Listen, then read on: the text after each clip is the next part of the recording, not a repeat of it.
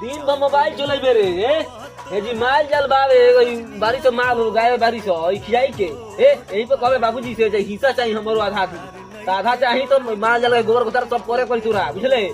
अरे मनी बैठ जाता नहीं तो कहत लोग दिन भर मोबाइल चलावत रे ना तो ना मोबाइल चलाते रे दिन भर कामे करी तोर मोबाइलिया हम छिनवा तै रुक जो छिलवा तोर मोबाइलिया हम बाबूजी से कह के चल पहले चल ले दी चल खिया जाए के क्या ले दी ठीक बा चिल्लात रहत रे जाते नहीं खिया अरे ले दिया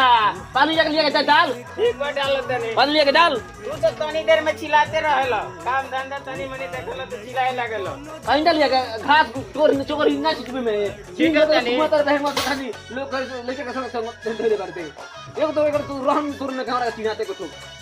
दुआर लेके तुमरा के चाहते नहीं के ले लेता मोबाइल दिन होले के चलावता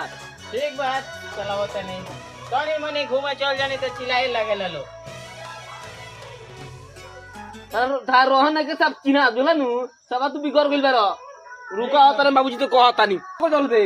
कि गोबर उठैबे ठीक बा उठा दे तनी काहे चिल्लाए हम गोबर सब उठा दुआर पर मान जा एक सवेरे उठे के बाद सवेरे 5 बजे उठे के बाद ठीक बा उठा दे तनी हां माल जाल के निमन से अधिक करे पूरा यही पे कहबा जे आधा चाही आ दूध पियन 2 लीटर 1 लीटर लारू के न पियो देख ले लो तो चिल्लाए लागल लो छोट बड़ा छोट नहीं रह निमन से छोट बड़ा निमन से रह काम कइले रहे लो 24 घंटा ठीक बा सब कह दे नहीं अब जाते नहीं हम घूमे त का करे काम कर दे